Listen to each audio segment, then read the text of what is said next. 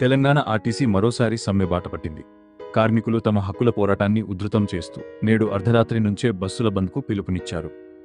మొత్తం 32 డిమాండ్ల పరిష్కారం కోరుతూ ఆర్టీసీ జేఏసీ సమ్మెకు సిద్ధమైంది. ఇందులో ప్రధానంగా ఆర్టీసీని ప్రభుత్వం పూర్తిస్థాయిలో విలీనం చేయడం, పెండింగ్లో ఉన్న వేతన సవరణలను పీఆర్సీ అమలు చేయడం మరియు పీఎఫ్ సీసీఎస్ బకాయిలను వెంటనే విడుదల చేయాలని కార్మిక సంఘాలు డిమాండ్ చేస్తున్నాయి.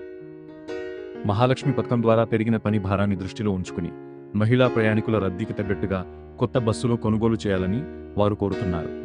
నేడు సాయంత్రం ప్రభుత్వంతో జరిగిన చర్చలు ఫలించకపోవడంతో అర్ధరాత్రి 12 గంటల నుంచే రాష్ట్ర వ్యాప్తంగా బస్సులు డిపోలకే పరిమితం కానున్నాయి.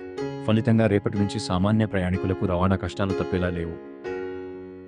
ప్రభుత్వం ఈ సమ్మెను ఎలా ఎదుర్కోబోతోంది? ఎస్మా ప్రయోగిస్తుందా లేక కార్మికులతో దిగివచ్చి చర్చలు జరుపుతుందా అనేది ఇప్పుడు ఉత్కంఠగా మారింది.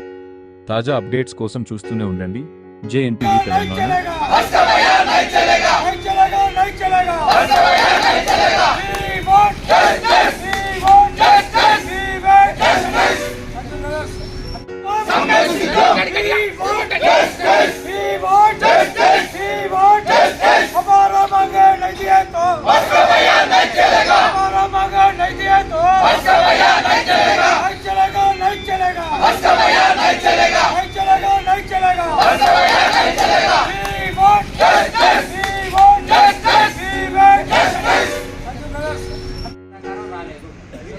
పోతుంది నీ కొడుకును కూడా రిజర్వేషన్ నువ్వే పోగొట్టుకుంటారు అని అర్థం. ఇక్కడ నీ భవిష్యత్ తరాలను కూడా నీ 15,000 కోసం దీనికోసం కట్టుబడి నువ్వు పెళ్ళి అయినా పెళ్లి కాకపోయినా నీ కొడుకును కూడా నెత్తి కొడతాను నువ్వే.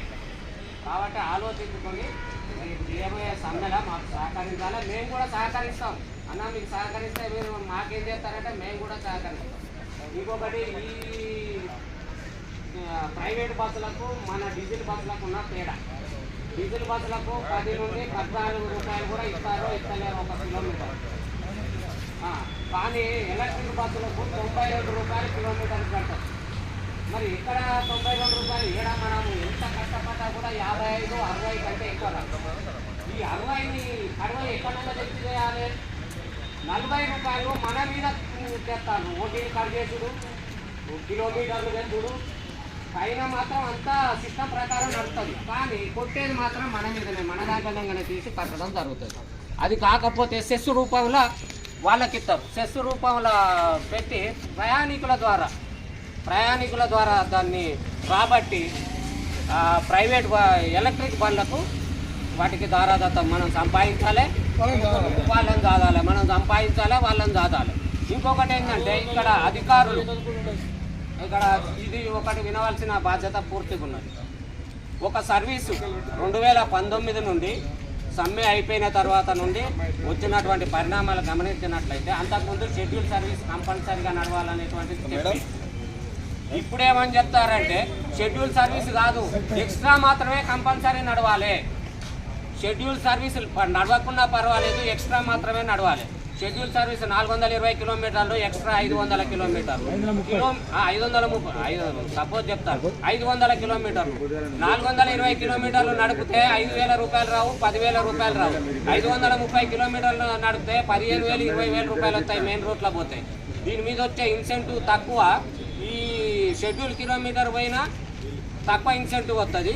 ఈ ఎక్స్ట్రా నడిపిన సర్వీసులకు 18,000 నడిపినా కూడా 18,000 రూపాయలు వచ్చినా కూడా డ్రైవర్కి ఇత్తు రాదు, కండక్టర్కి ఇత్తు రాదు. కానీ సూపర్వైజర్ స్థాయి బయట నుండి బుకింగ్ ఏడీసీకి వస్తుంది, తర్వాత సూపర్వైజర్కి వస్తుంది, ఎంఎఫ్కి వస్తుంది, డిఎంకి వస్తుంది. మనకు లేని ఇన్సెంటివ్లు వాళ్ళకెందుకు? సమస్యలు ఇది వచ్చిందే కదా.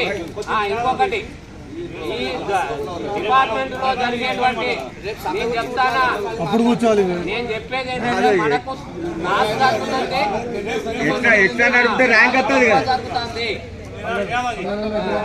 మనకి ఈ విధంగా వ్యక్తిగత లాభాలకు ఆశపడి సాధిస్తలేదు. మన అధికారులలో కూడా ప్రభుత్వాన్ని తప్పుదార పట్టించి అధికారులు వ్యక్తిగత లాభాలకు ఆశపడి